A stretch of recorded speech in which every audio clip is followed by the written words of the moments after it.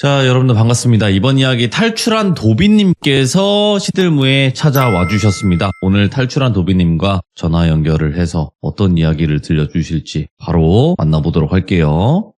안녕하십니까. 도비님. 네, 반갑습니다. 아이고, 오늘도 이렇게 찾아와 주셔서 고맙습니다. 저번 이야기를 못 들으신 분들 때문에 네네. 그냥 간단한 이력 정도만 설명을 해주시면 좋을 것 같아요. 전에 안 계셨던 저희 귀족분들을 위해서 간략하게나마 좀 소개를 드리자면, 네. 저희 외가댁 할머니께서는 만신무당이셨고요. 그리고 외가댁이 대대로 계속 신줄이 내려오는 집안이라, 네. 그로 인해서 제가 어릴 때 한 4살 이전부터 신병을 좀 크게 알았었고, 그것 때문에 이제 외가댁에 불려가다시피 해서 매번 자시부터 축시까지 정한수라고 물을 떠서 기도를 드리고 이렇게 지내다가 외가댁에서도 한번 일이 발생을 했었고요. 맞죠. 그건 이제 네. 그때 참여하셨던 이야기를 들으셔야 돼요. 그죠? 네네. 네. 그래서 아무튼 또 집안 내력이 분명히 있으신 분이고, 그로 인해서 겪지 않아도 될 일들을 겪어오면서 살아오셨단 말이에요. 네. 그래서 오늘 해주실 이야기는 어떤 이야기가 될까요? 간단하게. 키워드로 좀 정의를 해드리면 네. 가위 눌림이라고 말씀을 드릴 수 있고요. 오, 가위 눌림? 일반적인 네. 사람들도 많이 눌리는 건데. 그쵸. 근데 이제 제가 추가로 좀 전달해 드리고 싶은 얘기는, 이전 얘기를 들으셨던 분들은 아마 기억을 하실 수도 있으실 것 같아요. 네. 제가 신병을 다 걷어내고 나서 집으로 돌아갈 때 저희 외할머니께서 저한테 당부하셨던 말씀이 있으셨는데, 그 얘기로 인해서 사실 이 이야기가 시작되는 거지 않을까라고 저는 아직도 계속 생각을 하고 있거든요. 그러면 왜 그런 생각이 드셨는지는 같이 한번 들어보도록 하겠습니다. 렛츠고! 길이십니다. 탈출한 도비예요.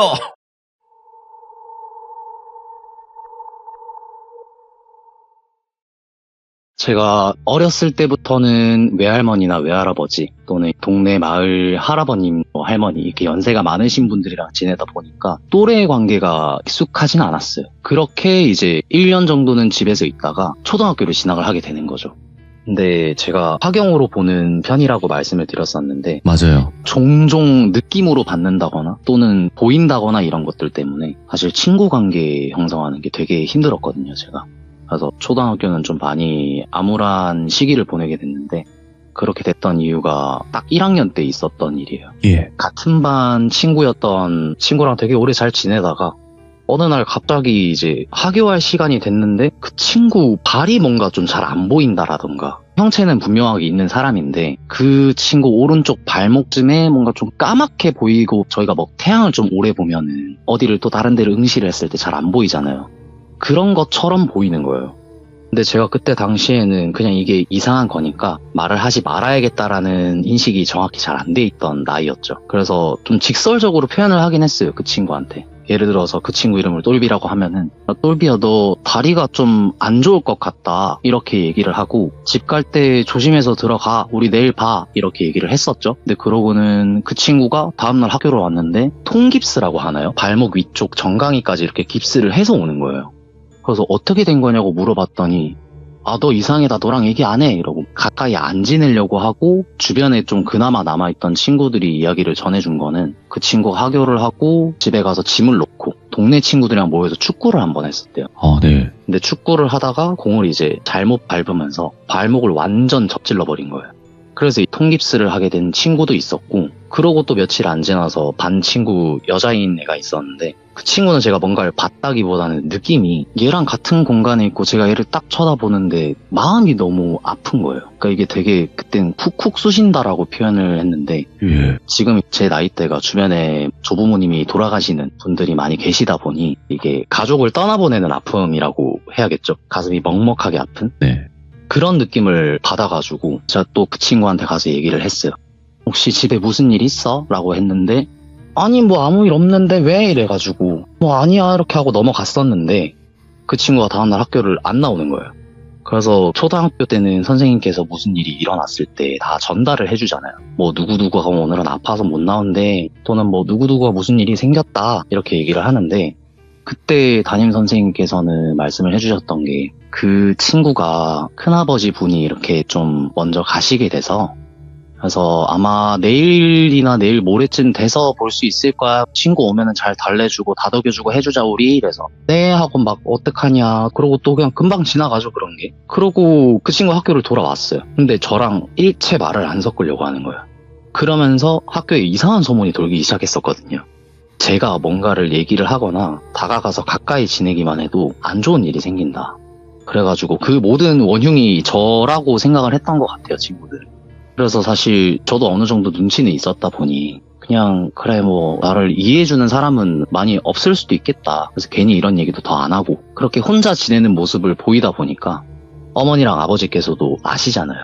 오늘 뭐 학교 갔다 왔는데 오늘 뭐 해? 이러면은 뭐 그냥 집에서 TV 보기요 라고 하던가 아니면 뭐 게임을 한다던가 이렇게 계속 집에 혼자 있는 모습을 보이니까 친구가 없다라고 아셨던 것 같아요. 예. 그래서 그때부터는 어머니께서는 뭐 스포츠 활동을 해보는 거 어떻냐 해서 시에서 열리는 스포츠 클럽 센터 이런 곳을 좀 많이 보내주셨었고 그러다가 아버지께서는 투기 종목 이런 걸 좀 해봐라. 네. 이것저것 해보다가 제가 그때 어릴 때부터 유도를 조금 시작을 했었거든요. 그러고 소규모 대회도 나가게 되고 네. 입상도 하게 되고 그래서 나름 6학년으로 졸업하게 될 때쯤에는 괜찮은 평가가 좀 있었던 것 같아요. 주변 친구들은 얘는 그래도 뭐 하나는 열심히 한다 그러면서 중학교로 진학을 하게 되죠. 근데 사실 대부분 저희 귀중님들도 같은 동네 안에서 학교로 이렇게 진학을 하시게 되잖아요. 네. 학군이 같다 보니까 중학교로 진학을 하게 됐을 때 뭐 A 초등학교, B 초등학교, C 초등학교 중에 제가 나온 데가 A면은 다양한 친구들이 모인단 말이에요. 그러면서 또 특히나 남자인 친구들 경우에는 또 그런 게 있잖아요.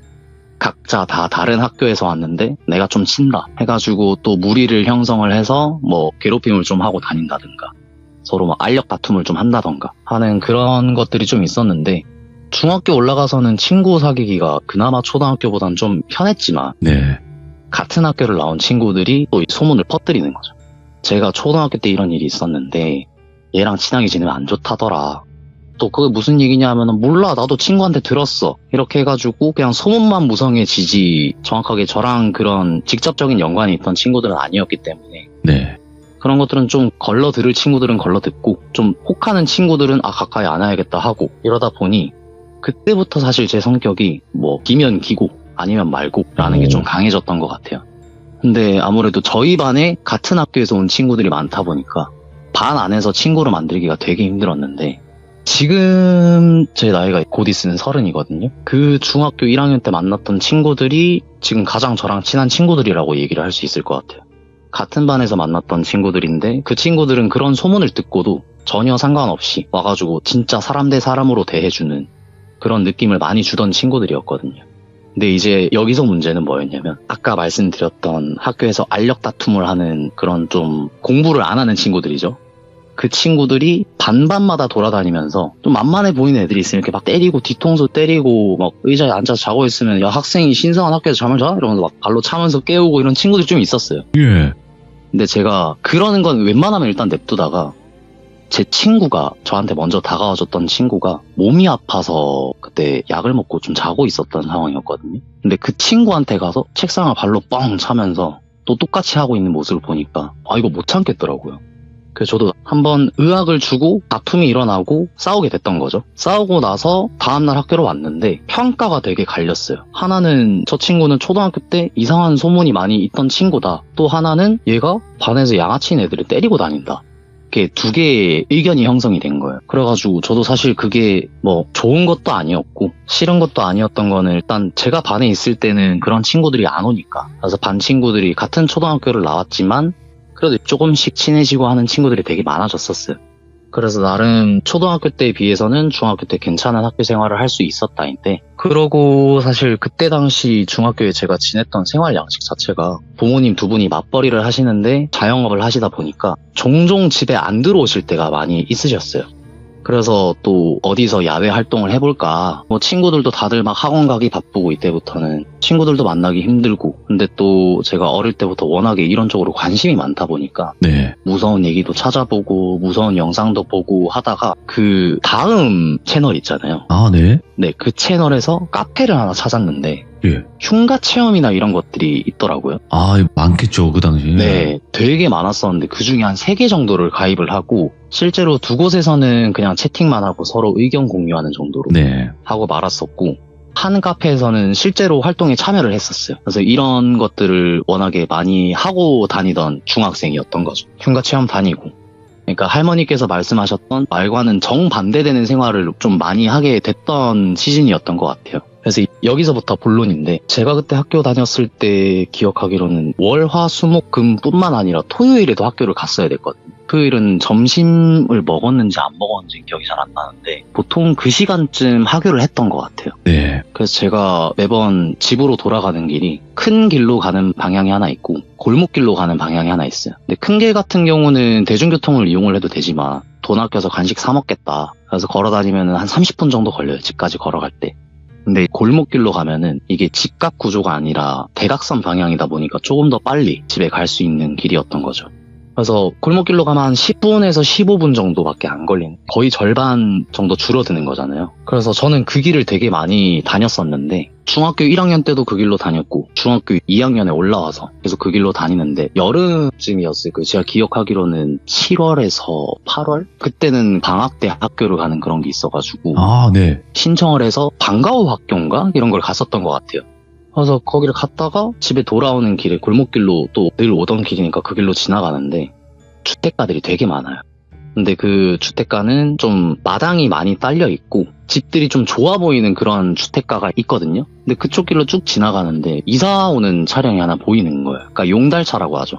용달차가 2-3대 정도 벽에 쫙 대어져 있고 일하시는 분들이 막 땀을 뻘뻘 흘리시면서 짐을 옮기시는 걸 봤어요. 그래서 그냥 이사 오나 보다. 와, 이런 좋은 집에 산다. 와, 이러고 있었는데 그 앞에 또 작은 승합차라고 해야 되나요? 그 카니발 같은 승합차에서 아주머니 한 분이랑 또 자녀로 보이는 분인지 모르겠는데 아주머니랑 연세 차이가 많이 났나 보였어요. 예.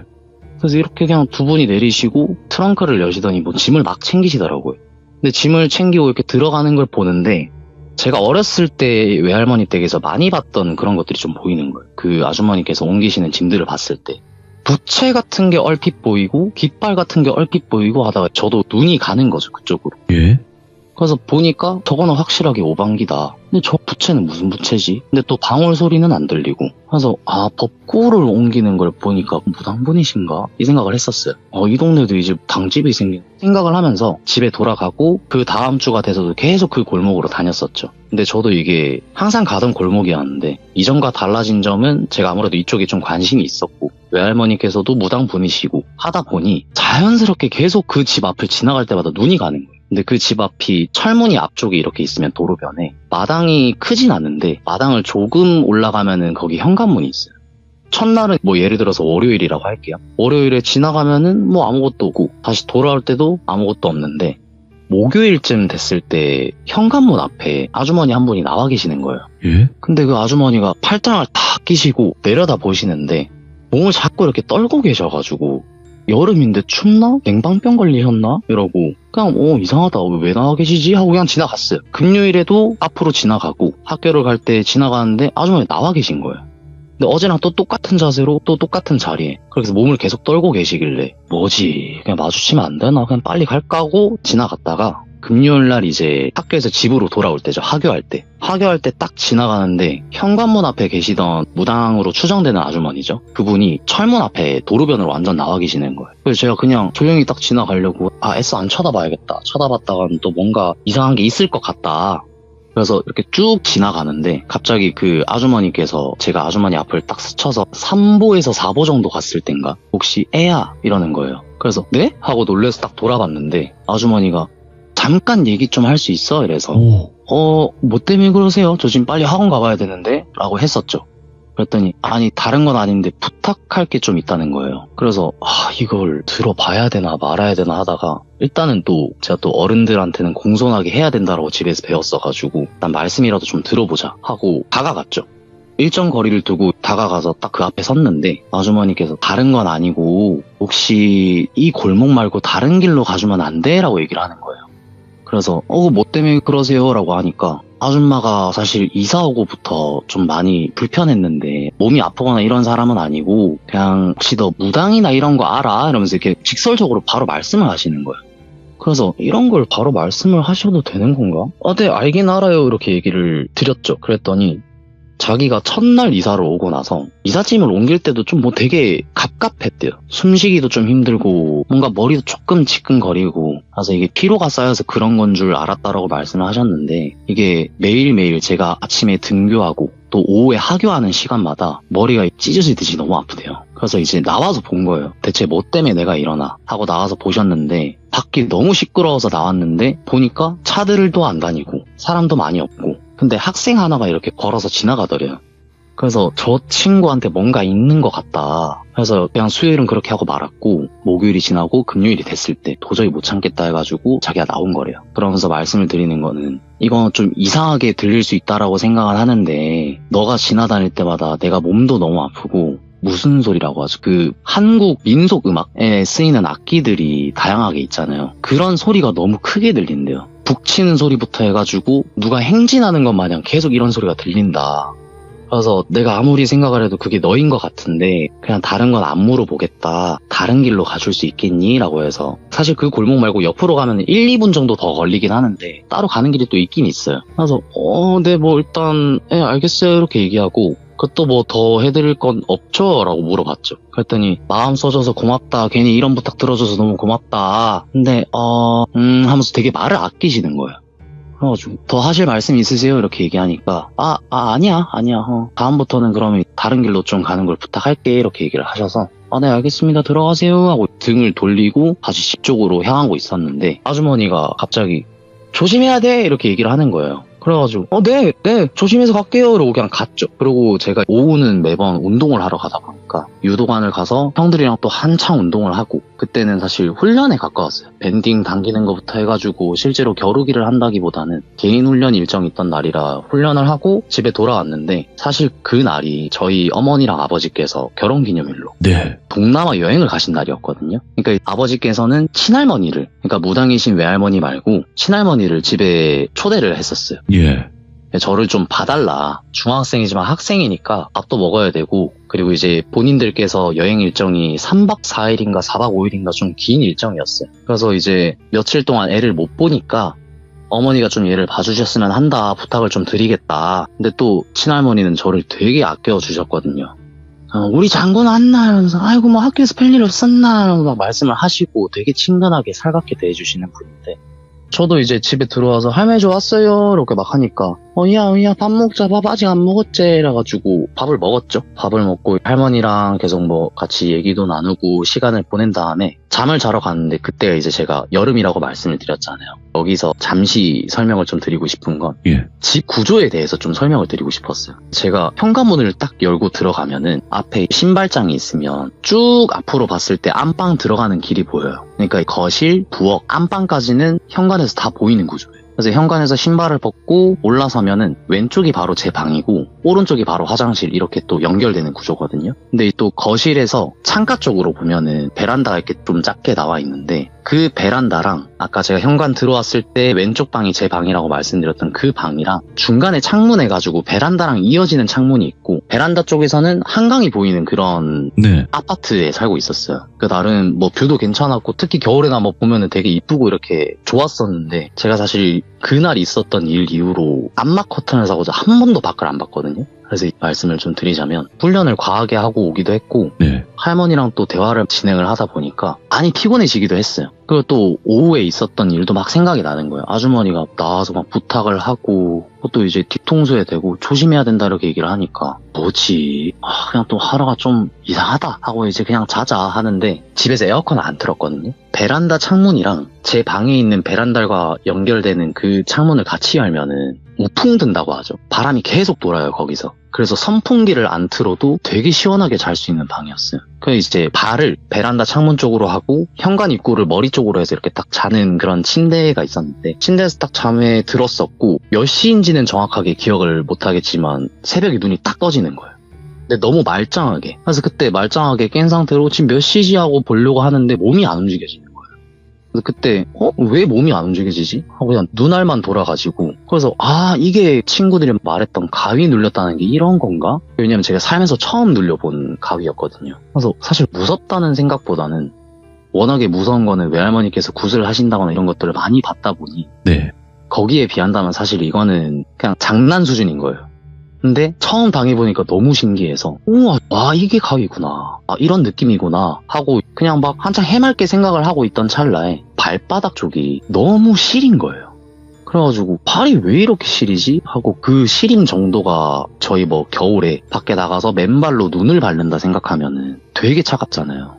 근데 동상이 오기 전쯤이 되면은 아린다거나 시리다거나 이런 느낌이 드는데 제가 진짜 얼음물에 발을 담그고 있는 것처럼 발바닥이라 발목까지가 너무 시려가지고 이게 가위가 눌리면 이게 막 피순환도 잘 안 되고 이러나? 하고 다리 쪽으로 눈을 딱 돌렸는데 침대 끝쪽에 누가 앉아있는 모습이 보이는 거예요. 그래가지고 이게 뭐지? 하는데 제가 그거를 인식을 하고 나서 이제 외할아버지께서 염을 하실 때 소독약이나 이런 것들을 많이 쓰시는데 좀 시신들이 부패가 되면 나는 냄새가 좀 있어요. 그런 비슷한 냄새가 코끝을 자꾸 스치는 거예요.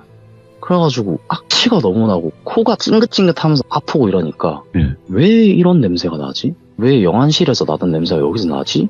하고 딱 발 쪽 계속 다 보고 있는데 이제 형체가 눈에 익기 시작하는 거예요. 저희가 그 적응시라고 얘기를 하잖아요. 맞죠. 밝은 곳에 있다가 어두운 곳에 들어가면 잘 안 보이는데 시간이 지나면 딱 보이기 시작하듯이 앞에 있는 형체가 점점 더 선명해지는 거예요. 악취는 악취대로 나고 보이는 것도 점점 더 잘 보이다가 그때 이제 제 뇌리를 좀 스쳤던 그거는 이거 귀신이다.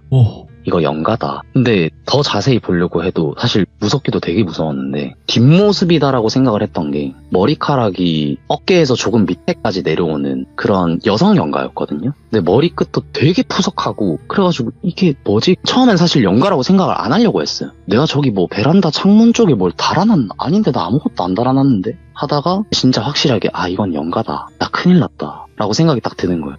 그러면서 한편으로는 또 무슨 생각을 했냐면 진짜 이러다가 죽을 수도 있겠다. 그냥 이게 직감이 되는 거예요. 나 지금 이거 빨리 몸을 어떻게 깨우지를 못하면 죽을 수도 있겠다. 그래서 막 한창 또 제가 카페 활동이나 이런 것들 많이 찾아봤다고 했었잖아요. 근데 가위 눌렸을 때 뭐를 하면 풀린다 해가지고 이것저것 다 시도를 했었거든요. 근데 시도를 하려고 딱 처음부터 엄지를 어떻게 굽혀봐야겠다 해서 딱 움직이려고 하는데 침대에 걸터 앉아있는 그 여성 영가가 천천히 왼쪽으로 기울었다가 천천히 오른쪽으로 기울었다가 이렇게 왔다 갔다를 하기 시작하는 거예요.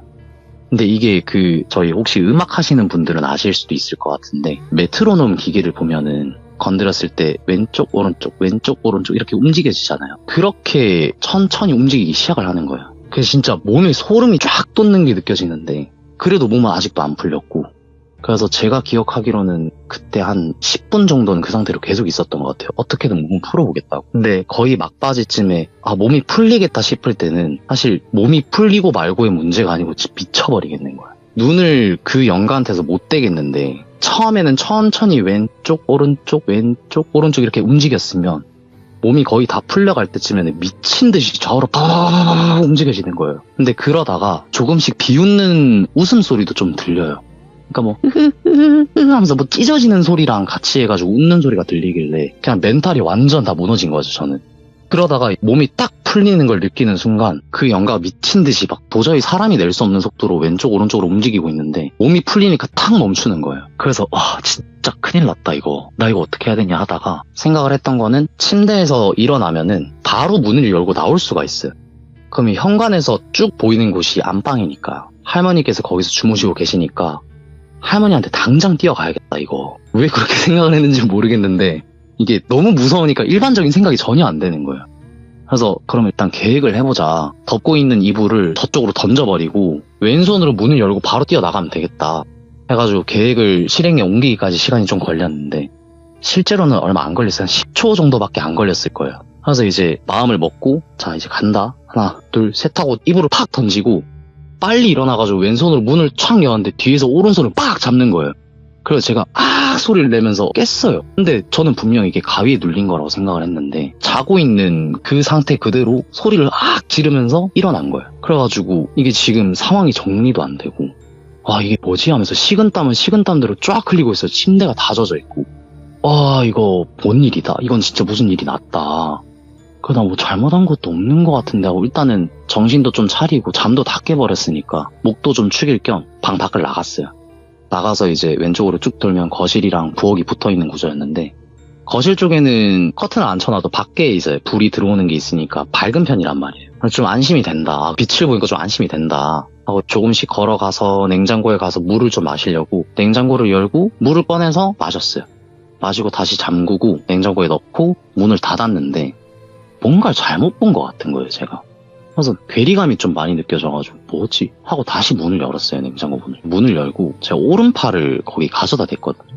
근데 그 냉장고에 불빛이 나오잖아요. 문을 열었을 때. 주황빛으로 쭉 나오는데 오른쪽 팔에 손자국이 너무 선명하게 남아있어가지고 사실 그때 현실 부정을 좀 했어요. 꿈을 얼마나 이렇게 현실감 있게 꾸면은 내가 자면서 내 손을 이렇게까지 잡냐.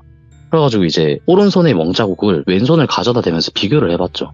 그게 어떻게 잡았지 하면서 딱 손을 가져다 댔는데 손자국이 이게 안 맞는 거예요. 왼손이랑 이 손자국이랑 전혀 안 맞아가지고 손을 뒤집어도 보고 한 10초에서 15초 정도를 계속 제 팔을 만지고 있었어요. 예. 근데 이게 아무리 봐도 왼손으로 잡은 자국이 아닌데? 라는 생각이 드는 거예요. 그래서 이제 딱 자세히 보니까 왼손으로 잡을 수가 없고 오른손으로 오른손을 잡았을 때 그 손자국이 콱 남아있는 거예요.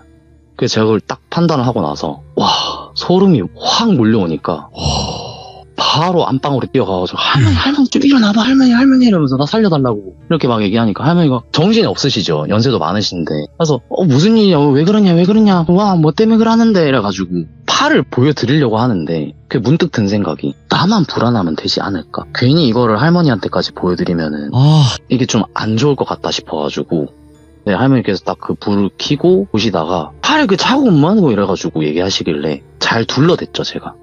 할머니 저 그 오늘 저녁에 유도 갔다 왔지 않냐. 형들이랑 겨루기 하다가 우리가 채싸움을 많이 해야 된다. 기싸움을 해야 된다. 그러다 엎어치기 할 때 잡혔던 손자국이다. 하고 이제 잘 넘기고 할머니가 그래 마 때문에 그러는데 이래서 그냥 나 무서운 꿈 꿨어요 할매 이러니까 그래 오늘 같이 짤까. 좀 부끄러운 얘기긴 하지만 중학교 2학년이 돼가지고 할머니랑 같이 잘 수밖에 없겠는 거예요. 그래서 안방에 누웠죠. 눕고 동이 틀 때까지 그냥 진짜 뜬 눈으로 계속 밤을 샜어요. 그러고 아침에 동이 트고 할머니들이 일어나시고 하니까 그제서야 좀 빛이 많이 들어오고 해서 안심이 돼가지고 잠에 들었던 거죠. 그러고 오후쯤에 일어났는데 안방 밖이 좀 시끌시끌한 거예요. 그래서 일어나서 막 눈을 비비면서 나가고 한 명 TV 소리를 왜 이렇게 크게 틀어놨냐 하고 딱 봤는데 결혼기념일로 여행을 가셨던 저희 부모님이 출발하신 지 하루밖에 안 됐어요. 집에 돌아오신 거예요. 돌아오셔가지고 할머니를 마중을 보내고 아버지께서는 할머니를 모셔다 드리고 오겠다. 그래서 나가시는 장면을 봤고 할머니 어디 가요? 이러니까 이 아들이 빨리 와. 내가 가야 된다네. 그래가지고 그럼 다음에 뵐게요. 연휴 때 뵐게요. 라고 하니까 야 잘 있어라 하고 할머니를 보내드렸어요. 근데 그러고는 옆에서 사실 어머니가 계속 전화를 하고 계셨거든요. 아니 전화하고 나발이고 왜 오셨지? 라는 생각이 드는 거예요. 전화를 탁 끊으시더니 어머니랑 아버지께서 진짜 다행이라고 고맙다고 살아있어줘서 고맙다 이렇게 얘기를 하시는 거예요. 그래가지고 아니 설명을 좀 해달라. 아니 두 분 지금 결혼기념일 여행 가신 거 아니냐.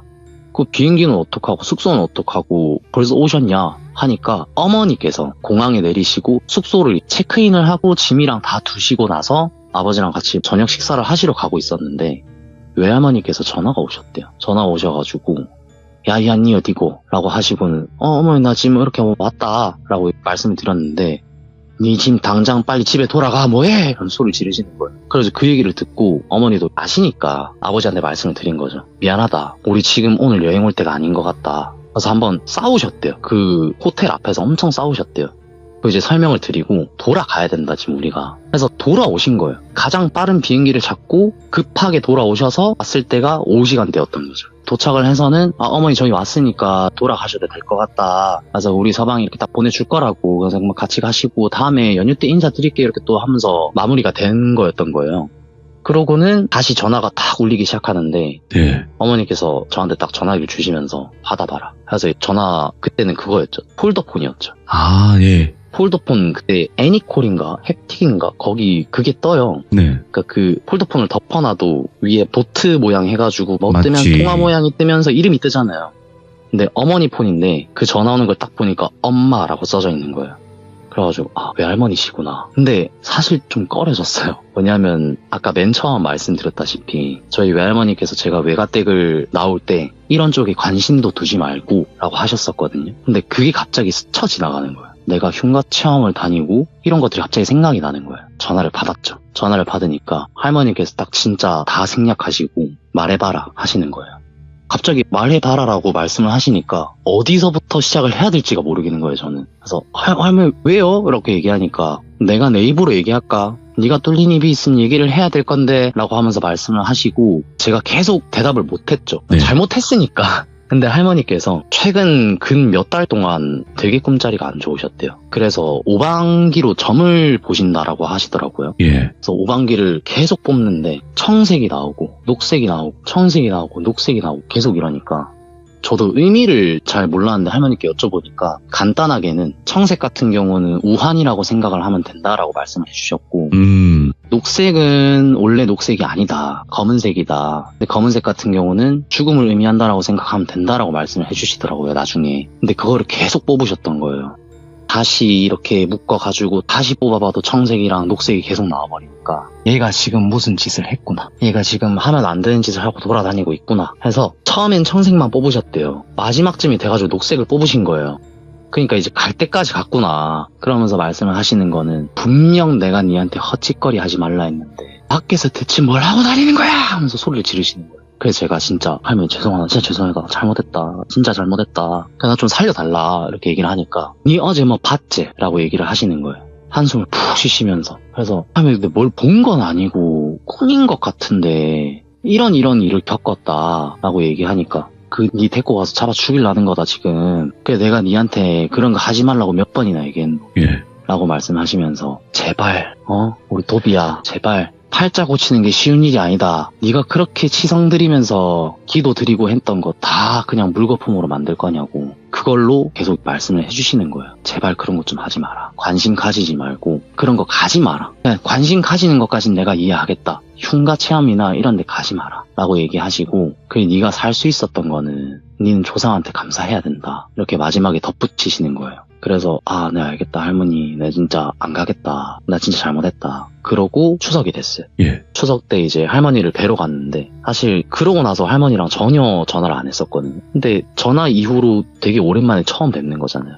되게 죄송한 거예요 사실. 눈치도 보고 근데 또 궁금도 하고 이게 좀 물어보고 싶은데 이거 어떡하지 하고 있었는데 할머니께서 먼저 저한테 도비야 좀 나와봐라, 내랑 얘기 좀 하자 라고 이렇게 불러주시는 거예요. 네. 불러주셔가지고 다른 말씀은 다 안 하시고 내가 오늘은 네 궁금한 거 다 안 받아줄 거다. 대신에 네 내일 동 트면은 엄마랑 아빠랑 다 같이 해가지고 저쪽에 선산 있제, 선산 가면은 우리 조상님들 계시제 이렇게 말씀을 하시면서 네 거기 가서 절하고 온나 이렇게 말씀을 하시더라고. 그러고는 그때 네가 살 수 있었던 거는 조상님들 덕분에 살 수 있었던 거다. 진심과 열과 성을 다해서 절 드리고 감사하다 인사하고 내려온나 이렇게 말씀하셔가지고 알겠다 하면 내가 그렇게 하겠다 하고 바로 갔어요. 사실 저 혼자. 예. 혼자 가는데 사실 그 선산 쪽에 가는 게 되게 좀 전 싫었거든요. 왜요? 벌초를 하시긴 하시는데 묘 있는 곳만 벌초를 하지 사실 가는 길까지 이렇게 벌초를 하거나 하진 않잖아요. 벌레랑 뭐 이런 것 때문에? 네, 거미도 되게 무서워하고 벌레도 되게 싫어하는데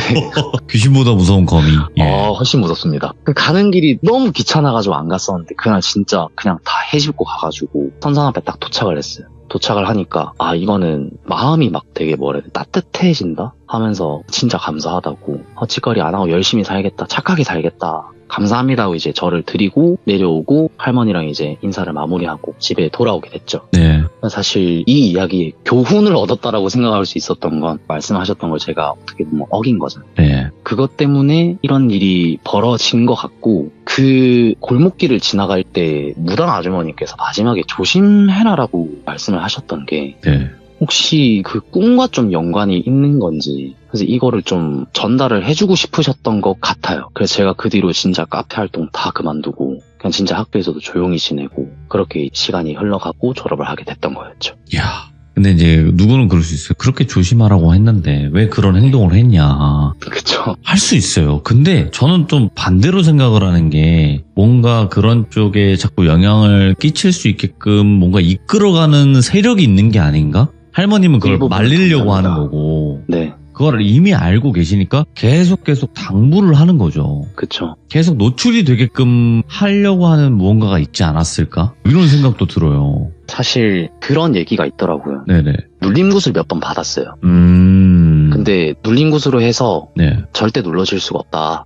언젠가는 받게 된다. 네. 근데 그것 때문에 외할머니께서 말씀을 하셨던 거는 사실 이런 눌림굿을 하는 건 나이 불문이다. 네. 어찌됐든 받아야 되는데 내가 니한테 지금 당장은 얘기를 못 해주지만 네. 많이 돌아다녔다. 그것 때문에 이렇게 말씀을 하시더라고요. 그래서 마지막으로 조금만 덧붙이자면 네. 결혼할 거냐고 여쭤보시더라고요. 이유가 있을까? 예. 자식을 낳으면은 무조건 당직 차려야 될 거다. 대신 자식이 받을 거를 무조건 부모는 받을 테니까. 네. 대부분 무당 부모님들이 그런 선택을 하시는 이유가 그거죠. 내 자식은 안 된다. 그죠. 그래서 대신 받는다. 제가 말씀드린 게 여러 가지의 방법을 쓰는 거죠. 신이라는 존재가. 네. 받게 하려면 뭔들 못하겠습니까, 사실? 그죠. 예, 주변 사람들까지 다 끊어내고 혹여나 주변 사람들까지 진짜 목숨을 잃게 만드는 경우도 있잖아요. 심하면. 그쵸.